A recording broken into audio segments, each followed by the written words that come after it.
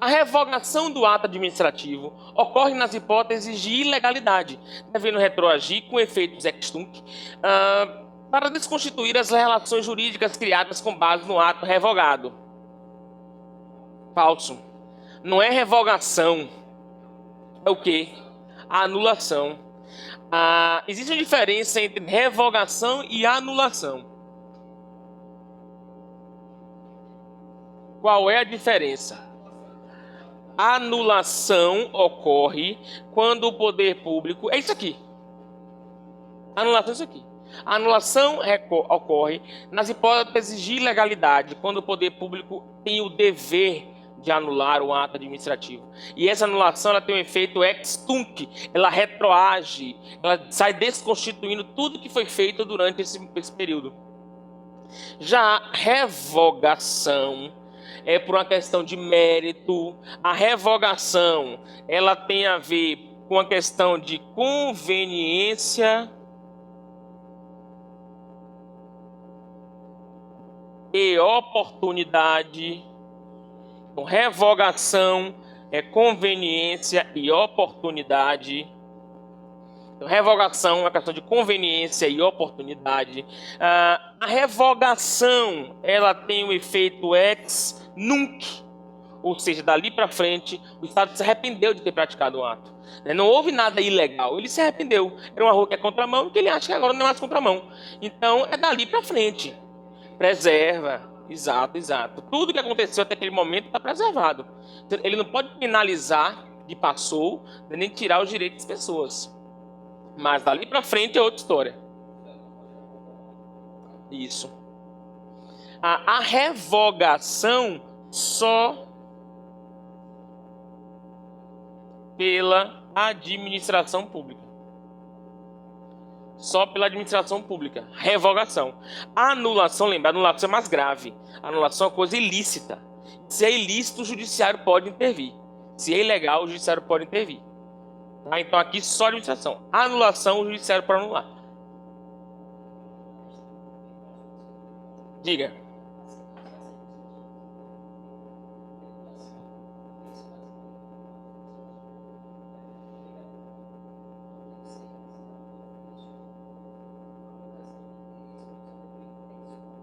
Verdade. Qual a parte do ofício? Do ofício? A questão a anulação, ela pode ser realizada tanto de ofício quanto por provocação. O que é agir de ofício por conta própria? É quando a própria administração pública ela identifica uma ilegalidade e ela mesma anula um ato. Ou seja, ela não precisa que o judiciário condene ela para que ela venha a anular um ato. Se o concurso público for feito ilegal, por exemplo, se ela descobre alguma ilegalidade, ela tem a obrigação de anular o concurso. Então, de ofício, ela mesma ela anula. Agora, se o judiciário condenou ela para anular, aí é por provocação, porque houve uma queixa, houve um processo, e isso fez com que houvesse a obrigação de anular.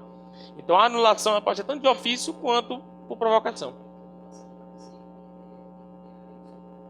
É obrigatório. A anulação é questão, porque senão isso seria até um incentivo para a ilegalidade.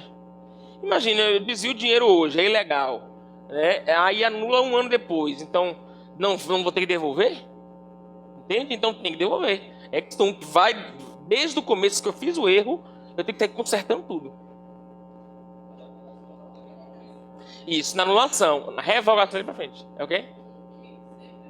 Para trás. Tem uma técnica, ex-tunc, bate na testa. Vocês já viram isso? Ex-tunc, bate na testa, aí você vai para trás. Então retroage. Ex-tunc, bate na nuca, para frente. Não sabia, eu tinha que ter falado essa. O pessoal fala isso, ex-tunc, bate na testa, vai para trás. Ex-tunc, bate na nuca, vai para frente, e aí é dali para frente. Ex-tunc, ex-tunc.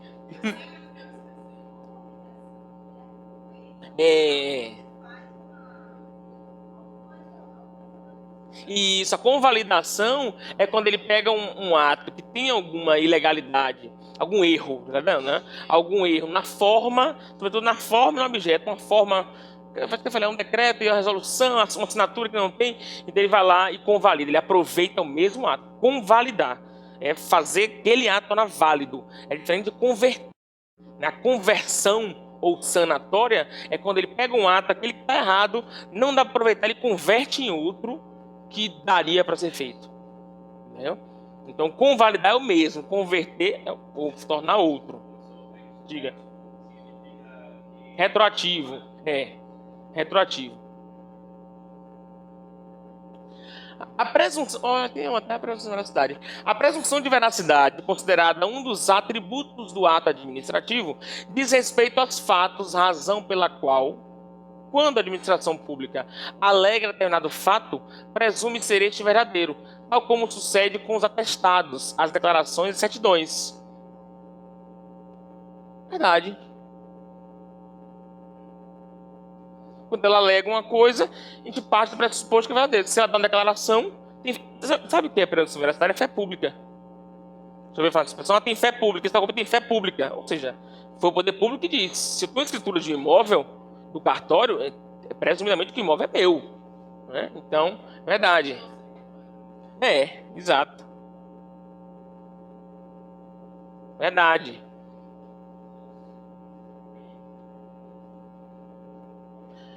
Os bens públicos são aqueles que pertencem aos entes apenas, né? Isso faz toda a diferença. Os bens públicos são apenas aqueles que pertencem aos entes da administração direta. Falso. Falso, falso, falso. Porque a indireta também. Agora, a indireta, duas pessoas só. Lembra disso. A indireta, a autarquia e fundações. Tá certo. Se não tiver só apenas ali, tá certo. Porque os bens públicos são aqueles que pertencem aos entes da administração direta. É uma afirmação verdadeira. Então, autarquias e fundações. Não se esqueçam que bens de empresa pública, sociedade de economia mista, elas têm personalidade jurídica de direito privado. Então, os bens delas são privados, tá? Então, exato.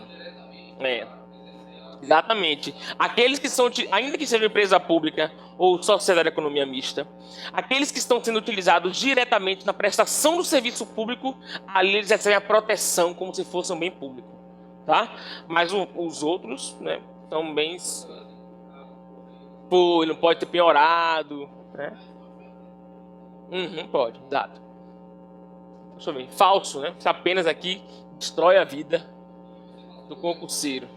Fazer. Pra você ver.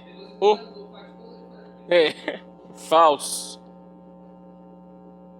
O pior, sabe qual é? É quando a CESP constrói uma questão verdadeira com apenas. Aí é a pior situação de todas. É a pior situação de todas. Você vê um sempre, um apenas, você vê, é falso. Mas existem raríssimas situações em que ela pode usar um apenas e um sempre. Não vem agora na cabeça, mas ela pode usar. Já aconteceu, ela usa apenas um sempre, que é verdadeiro. Isso é o pior. É verdade. Porque querendo ou não, não tem, fora disso não tem, verdade. Isso é verdadeiro. Direta, por isso que as privadas, né?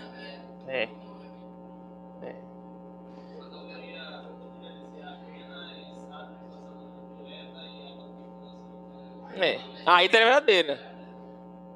É complicado, rapaz. É complicado. Acesso não é brincadeira, não. Pois é, já tô com raciocínio, ó, para pegar os concurseiros. Os bens públicos de uso especial podem ser alienados, desde que sejam observadas as exigências da lei. Aí a gente precisa lembrar, nós temos 3 tipos de bens. Bens de uso comum do povo, bens de uso especial e bens dominicais. O que é bem de uso comum do povo? Bem de uso comum do povo são aqueles bens que estão à livre disposição da coletividade. Praças, praias, ruas, são bens de uso comum do povo. Bens de uso especial são aqueles que a administração pública ela utiliza diretamente. Ela dá uma finalidade específica para o bem. O prédio da escola pública, o museu, o aeroporto, né, alguma repartição pública são bens de uso especial. Uma viatura, uma ambulância, são bens públicos que o poder público dá uma finalidade específica para isso. Alguns sim. Sim. Né? Aliás, todos são. Né? Mesmo que a CESAD administra, mas é bem público. É bem público. Mas o poder público só contrata empresas concessionárias para administrar, mas é um bem público. Né? De uso especial. E dominicais, que são bens dominicais, são aqueles que o poder público não usa. Esses dois primeiros aqui, os dois primeiros, nós dizemos que são bens afetados.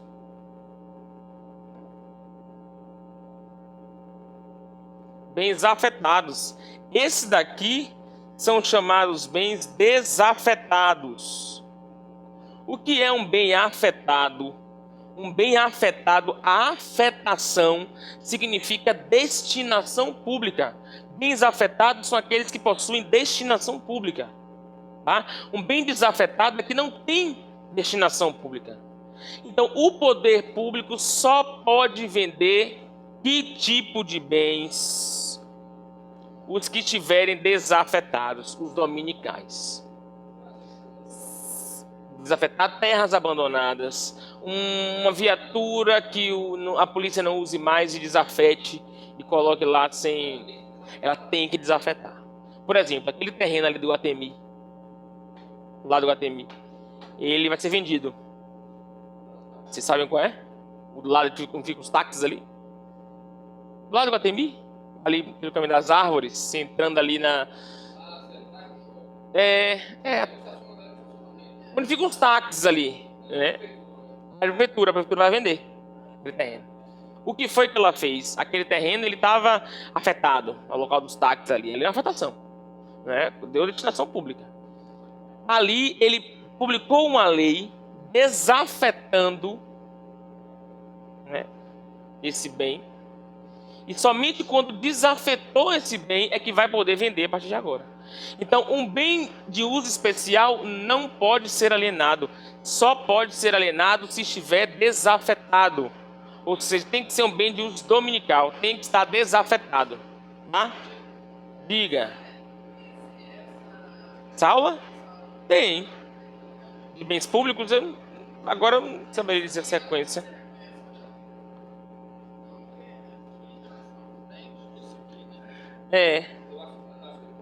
Não, tá bem depois. Será que eu não falei?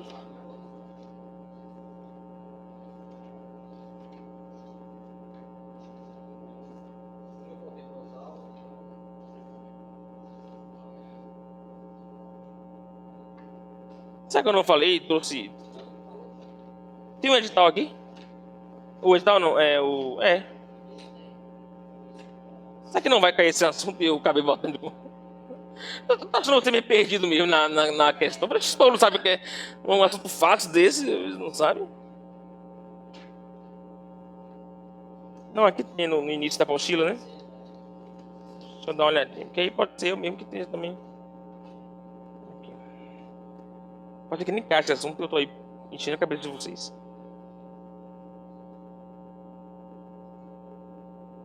Ah, não vai cair não esse assunto. Administrativo.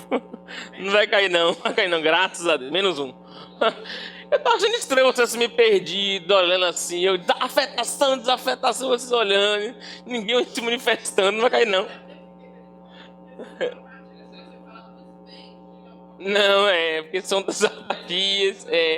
Não vai cair não, pessoal. Desculpe.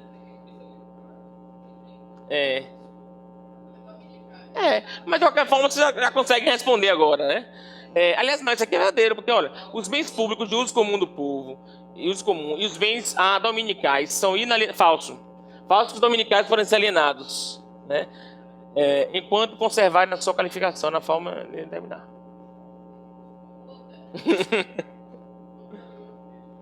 O anterior é falso também, porque o bem público, para ser vendido, ele tem que estar desafetado. São 3, né? Poxa, não sei porque eu botei esses 3 aí, rapaz. Eu tava crente que tava aqui ia cair. Você vê, eu investi muita coisa nesse assunto. Eu não sei porque eu me passei que ia cair.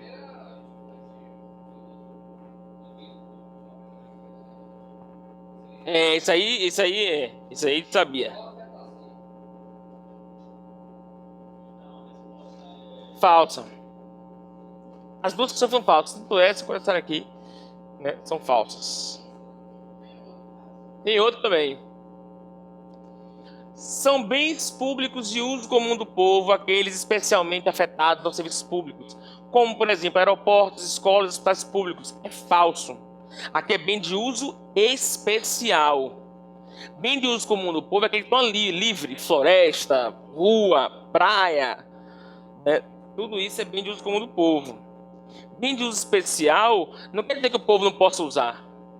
O povo frequenta, utiliza, mas são bens que têm uma destinação específica. O poder público cria para aquilo dali, né? Ou pega aquilo e destina para uma finalidade específica.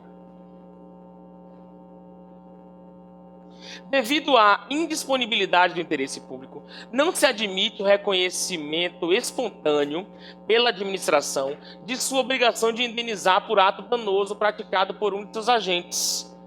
Verdadeiro ou falso? Ela pode, por conta própria, reconhecer um erro e indenizar as pessoas? Pode. Isso está acontecendo agora, sabe onde? No Rio de Janeiro.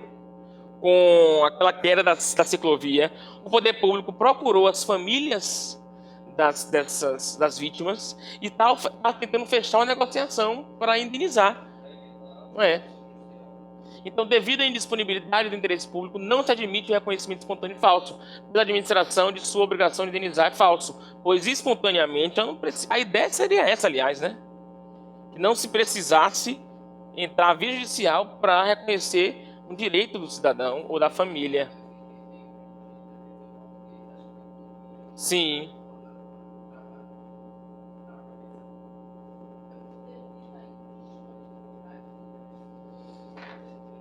Ele está dizendo assim, ele faz uma falsa afirmação. Ele está dizendo assim, que o fato do interesse público ser indisponível é como se o poder público não pudesse pegar o dinheiro para dar a essas famílias.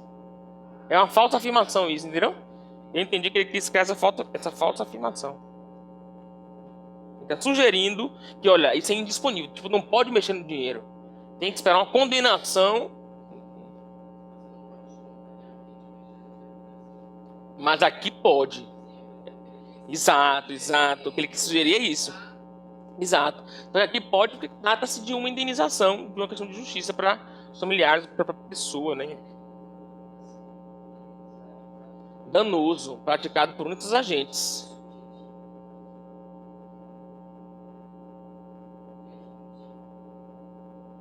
Como assim subjetivo? Que sentido?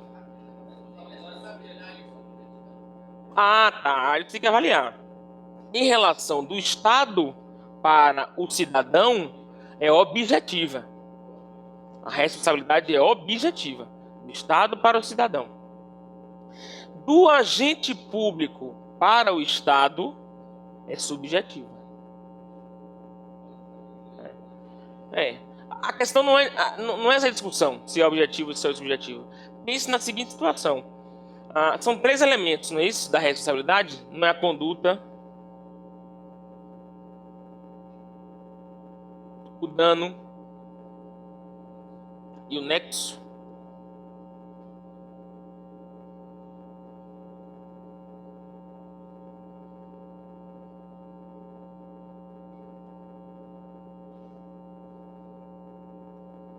Vou pegar exemplo atual, ciclovia do Rio de Janeiro. Foram agentes públicos que construíram aquela ciclovia. Ainda que uma empresa privada, mas naquele momento ela era agente público, né? A ciclovia não caiu, não houve um dano à vida das pessoas, e no caso, como elas não estão mais vivas, as famílias, né? Houve uma conduta do poder público, construiu a ciclovia, houve um dano, as pessoas morreram, e houve um nexo de causalidade, pois as pessoas só morreram porque estavam naquela ciclovia, que foi construída pelo poder público. Pronto, isso é fato notório. A gente não sabe ainda não foi judicialmente comprovado de quem é a culpa especificamente. Mas não tem dúvidas que é do Estado. A gente não tem dúvida disso. O Estado está procurando as famílias para indenizar. Então, já que não tem a culpa, não é a culpa do mar. Quiseram culpar o mar, que as ondas são muito fortes. Né? Então, tirando essa hipótese aí do mar, mas que o mar não responde, infelizmente ainda, né? Ele não responde, que senão o poder público vai colocar a culpa na natureza. Houve esse problema e o poder público deve indenizar. Então, o poder público, ele indeniza. Então, ele reconhece a sua obrigação de indenizar por ato danoso praticado por um de seus agentes. Ponto. Objetiva. Objetiva, certo, beleza. Correto. O que você está fazendo é um aprofundamento. Isso aqui. Aqui você está querendo analisar a situação do agente. A partir disso aqui, o que é que vai acontecer? Vai se abrir um processo de regresso, uma ação de regresso. Vai investigar se o agente teve culpa. E se o agente teve culpa, ou os agentes culpados, responderão em face do Estado. Mas a obrigação de indenizar o cidadão não depende disso. Vamos imaginar que tenha sido culpa do mar somente?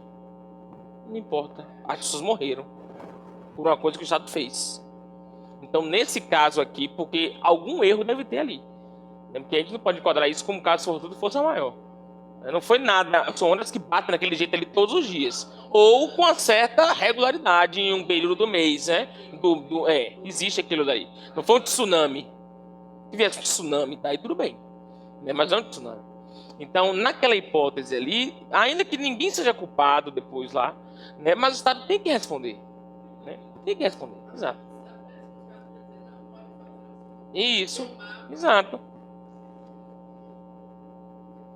Então é um aprofundamento dessa questão. Mas essa afirmação aqui está correta. Não tem erro, não. Está correto. Aliás, está falso, perdão. Está falso. Questão falsa. Porque ele está dizendo que o Estado não pode reconhecer um erro e pagar. É falso. A responsabilidade objetiva do Estado dispensa a demonstração de nexo de causalidade entre a conduta do agente administrativo e o dano sofrido pela vítima. Falso. O nexo de causalidade é o principal elemento que deve constar para que o Estado responda.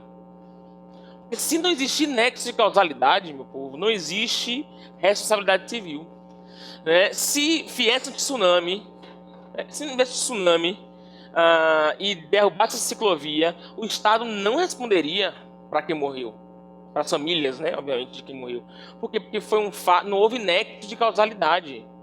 Não foi a morte dele, não tem nada a ver com a ciclovia. Né? Qualquer pessoa que fosse atingida por um tsunami, em qualquer lugar naquelas circunstâncias, morreriam. Então não existe, acabou com o nexo de causalidade, não existe mais indenização.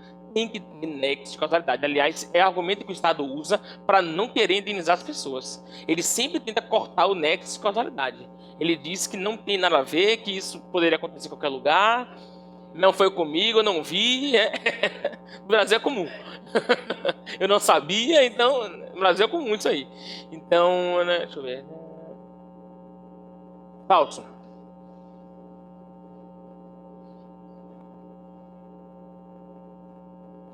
A conduta do lesado, da vítima, né? Cidadão, a depender da extensão de sua participação para o aperfeiçoamento do resultado danoso, é relevante e tem um condão de afastar ou de atenuar a responsabilidade civil do Estado. E aí, a conduta dele também? A conduta dele influencia? Verdade. Vou dizer por quê. Então, verdade. Lembra das hipóteses, aliás, lembra das duas teorias, uma que o Brasil adota e outra que o Brasil não adota.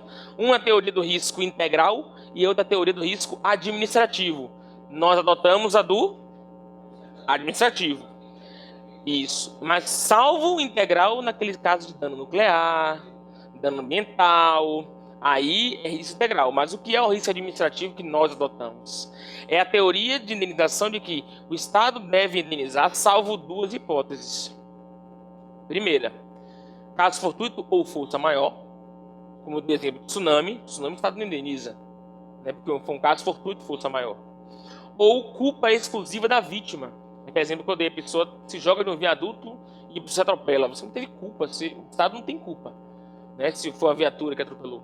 A pessoa foi culpa exclusivamente dela. O Estado não vai indenizar a família por conta disso, né? Então, o comportamento da vítima, do lesado, ele também não é vítima, não é crime, né? O do lesado, ah, ela tem o condão, sim, de afastar a responsabilidade ou de atenuar. Porque muitas vezes a culpa é concorrente.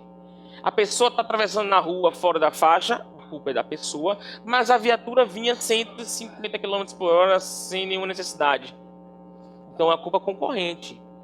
Então, o Estado vai indenizar? Vai. Mas na hora de estabelecer o quantum, né, o valor, vai ser diminuído, porque houve culpa dele também. Entendeu? Vai atenuar. Nesse exemplo, a pessoa atravessando fora da faixa, o Estado atropela. Nesse caso, a culpa é dos dois, tanto da vítima quanto do Estado, né? Então, a indenização vai ser menor por conta disso. Então, o comportamento da vítima influencia sim no dano que vai ser causado, aliás, no dano não, na indenização que vai resultar para esse sujeito. Questão verdadeira, tá? Nos casos de condutas omissivas, a doutrina e a jurisprudência dominantes reconhecem a aplicação da teoria subjetiva, estando assim o dever de indenizar condicionado à comprovação do elemento subjetivo da culpa ou dolo. Verdade. Lembra que se é um ato comissivo, não esqueça dessa expressão, tá? Comissivo é uma ação. Omissivo, lógico, é uma omissão. Então, se for um ato comissivo, responsabilidade objetiva. Se for um ato omissivo, responsabilidade subjetiva. Questão verdadeira, não é isso? De quê?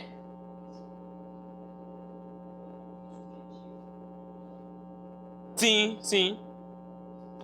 Para ser subjetivo, a ideia da subjetiva é essa. Subjetivo, não é mais rápido, não. Subjetiva, não. Tá. É porque o mais rápido é objetiva. É. É. Tem que. Exato. É verdade. Verdade. Então, essa trinca aí, né? Tem que ser subjetivo, tem que ser conduta omissiva, aí vai ser a responsabilidade subjetiva. E o que consiste a responsabilidade subjetiva? Você inclui esses dois elementos, ou esse elemento mais. Lembra de subjetiva do sujeito. Então você tem que olhar a culpa do sujeito, o dolo do sujeito. Então você tem que ir nessa onda aí.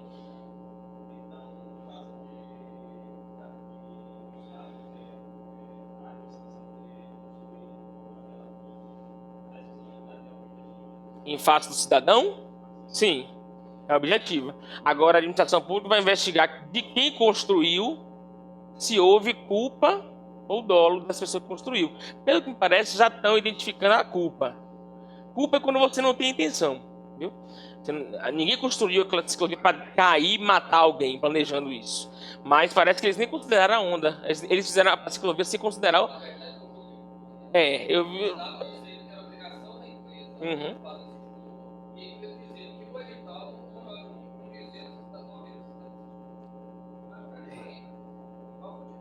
É. É complicado, viu? Porque você, ao mesmo tempo que é a culpa do Estado, porque o Estado tem que dizer também as especificações, né, do projeto todo, né, e tal. A empresa também, ao construir, quanta inocência, ela não sabia ela estar construindo, né? Então, meio que culpa compartilhada dos dois aí, né? É. Pois é.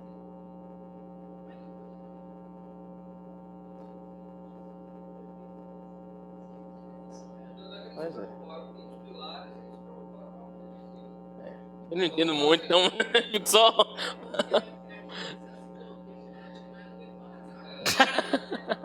Impressionante, né? Impressionante.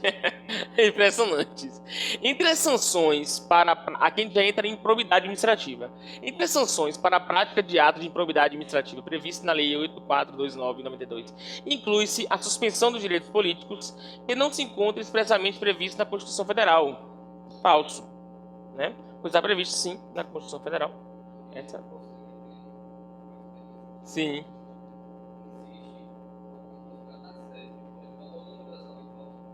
Não, não. Elas geralmente quando eles botam o número da lei é verdadeiro. Não. Podem confiar. Quando eles botam o número da lei, é o número da lei verdadeira. Eles não botam não. Eles citam, segundo o artigo tal, nananana. É.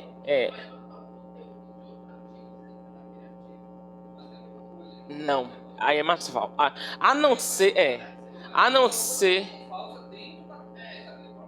É. Isso. Não saber em que artigo tá. É. Eu acho que o máximo que eles podem fazer isso é com o artigo 37 da Constituição, que é aquele do LIMP, que aí eu tenho que saber. Isso aí, isso não tem por onde correr, você tem que saber mesmo que no 37 está o LIMP. E talvez eles colocarem aí que dentre os artigos que estão no 37, artigo 37 da Constituição, tem, aí bota outro, finalidade. Mas aí o caso não é você saber o que está ou não no artigo. Se você sabendo os princípios, você sabe que aquilo não é. Entendeu? Mas o máximo que pode fazer é isso. Mas fazer isso é muito sacanagem. Na Constituição, e tá. Exato. Falso. Porque as finalidades são tanto na Constituição quanto na lei. O estagiário de órgão público não pode ser sujeito ativo de ato de improbidade administrativa, em virtude do vínculo precário e transitório que mantém com a administração pública. Falso. A culpa é do estagiário.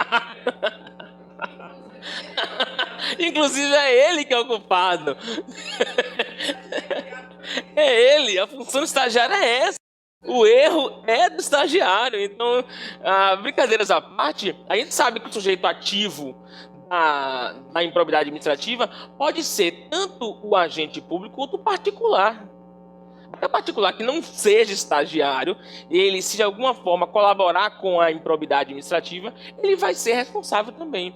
Lembra do exemplo do policial que pegava o dinheiro dos motoristas e colocava lá no mercadinho, pedia para o dono do mercadinho guardar esse dinheiro. Então o dono do mercadinho ia lá guardar o dinheiro, enquanto o policial rodoviário federal tirava dos motoristas, né, extorsão, sei lá, cobrança, propina.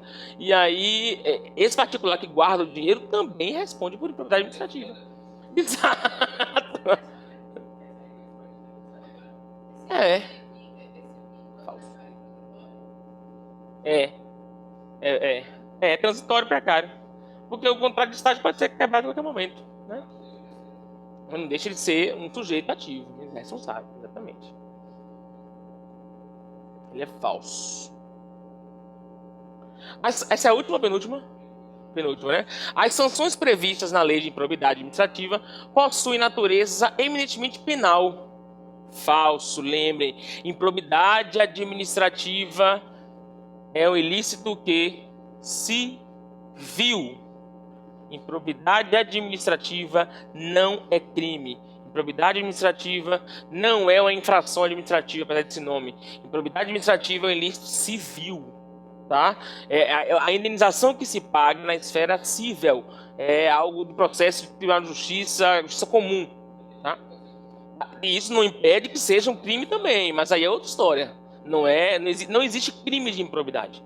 Tá? Diga. Não? Esclareceu. Então é falso por conta disso. Cuidado com essa expressão crime de improbidade. A SEF sempre pergunta isso aí. Então me descer essa questão.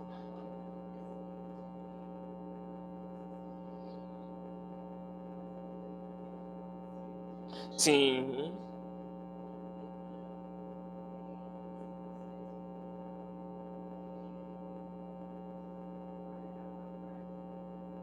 A colega está perguntando em relação às condenações nas esferas, dos processos. Se o processo penal pode agravar a condenação civil. Olha, o sujeito ele vai ser investigado, processado nas 3 esferas separadas: civil, penal, administrativo. Cada processo tem a sua autonomia. Um processo, em regra, não influencia no outro. Tá? Cada processo toma sua decisão. Então, ele pode ser inocentado de improbidade, condenado por crime, inocentado na esfera administrativa, ou condenado na esfera administrativa, inocentado, enfim.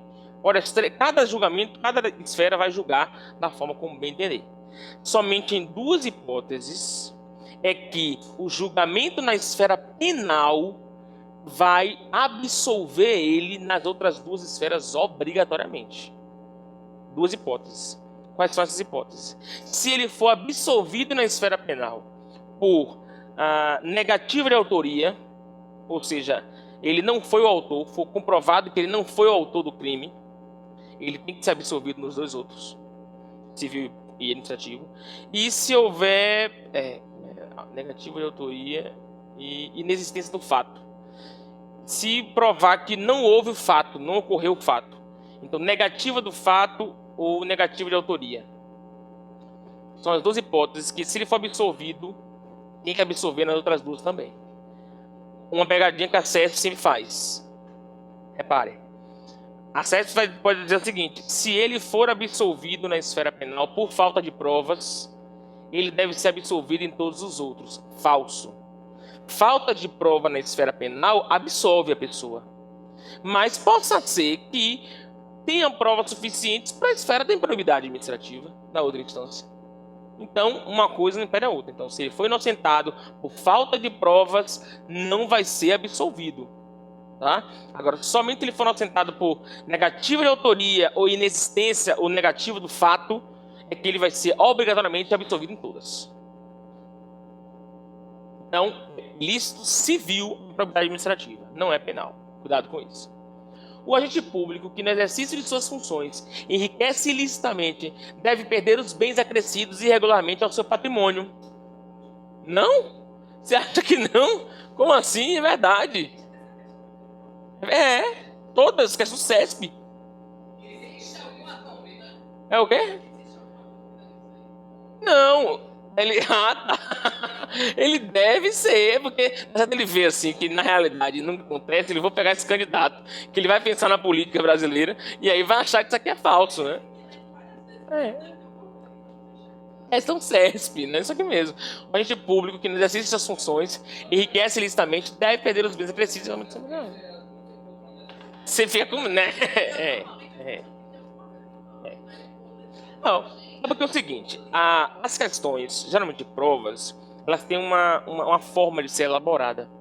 Né? Como é que é a forma de ser elaborada? Eu digo isso porque também eu elaboro questões para faculdades. Né? Não minha prova, mas tem as provas, não as provas de faculdade, né? Que são gerais. Então, que a gente chama de AP3, aquelas provas gerais que vem de um sistema, inteligente sistema. Então eu sei como é o mecanismo de gerar provas. Como é que se gera provas? Então, sei lá, se tem 10 questões, a prova, dessas 10 questões, eles mandam a gente fazer 3 fáceis, que todo mundo, que a gente acha que mais de 80% das pessoas vão acertar. Eles dão essas instruções pra gente recebe um documento com essas instruções. Elabore 30%, diz assim, né? 30% falsas, que falsas, fáceis, né? 30% difíceis, que a gente acha que menos de 50 pessoas, ou 50%, eu acho que menos, eu acho que é uns 30% que eles pedem que a gente é pesado. Acho que os 30% vão conseguir fazer, então a gente faz 30% extremamente fácil, 30% extremamente difícil e 40% mediana, né? Que a gente acha que 50% mais ou menos consegue responder. Então, numa prova, você vai encontrar as 30% fáceis, você vai encontrar as 30% muito difíceis e o resto mediana. Né? Então, por isso que às vezes caem dessas assim, é porque nessa está na cota. Na cota das 30% faz. Você faz. É assim. É banco de dados, gente. Não é. Eles não pegam coletando uma prova. Né? Eles acessam, tem um banco de dados que eles alimentam e aí eles jogam no sistema lá e tem os graus de cada questão é classificada com um grau. Então eles querem de 10, eles querem 3 difíceis, joga lá 3 difíceis com os assuntos, né? Aí o sistema manda 3 fáceis, o resto 4, né? Medianas, e aí faz a prova. Tem que atualizar. É o quê? Na mesma prova? Não. Não, porque eles dividem por assunto. Sim. Claro. Se você observar, várias questões que a gente fez aqui, ao longo das aulas a gente fez algumas parecidas. Né? Então, com certeza vai repetir, porque não tem criatividade que sustente. Então, por exemplo, eles pedem, eu sou um elaborador de questões. Eles pedem todos os assuntos, eu faço questão hoje. né? Mas quando daqui a 3 meses eles me pedem novas questões, né, eu vou fazer questão parecida. Não tem como. Ainda que eu não faça, outra pessoa vai fazer parecida com a minha, que eu nem sabia, entendeu? Porque já tem aquelas coisas certas de serem cobradas. Então, com certeza tem repetido. A questão, por isso que a melhor forma de você estudar é você repetir, né? Que é fazer questões. Exato, ok? Um abraço para vocês, até mais, bons estudos, sucesso nessa prova, tá? Qualquer coisa, estamos aí. Tchau, tchau.